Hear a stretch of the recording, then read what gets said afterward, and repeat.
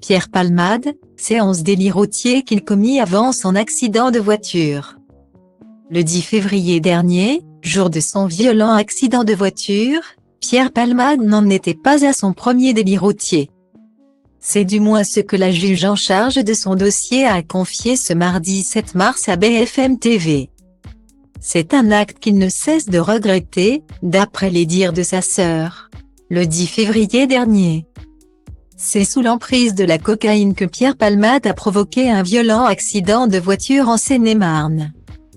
Non loin de son domicile. Au volant de son véhicule, l'humoriste a percuté une autre voiture, faisant 3 blessés graves. Un délit de plus dans le casier judiciaire de l'artiste. Déjà condamné à 1 500 € d'amende pour détention et usage de stupéfiants en 2019. Depuis, Pierre Palmade a été mis en examen pour homicide et blessures involontaires et a récemment fait face à la justice pour répondre aux conséquences de ses actes. Alors que le juge a ordonné son placement en détention provisoire le 27 février dernier. L'ex-acolyte de Muriel Robin a finalement bénéficié d'une remise en liberté sous contrôle judiciaire ce mardi 7 mars.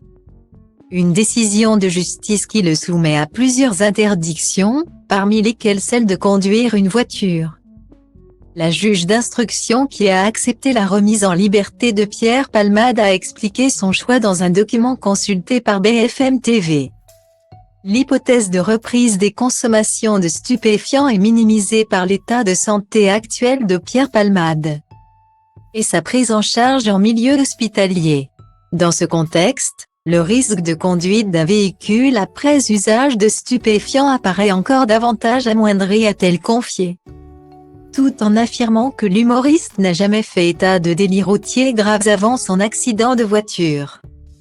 Elle explique tout de même que 11 excès de vitesse de moins de 20 km/h ont été relevés depuis 2011 dans l'historique routier du comédien. Ce qui témoigne de l'absence de respect des limitations de vitesse par Pierre Palmade. Elle ajoute, par ailleurs, que l'artiste n'a jamais été condamné pour conduite d'un véhicule après usage de stupéfiants.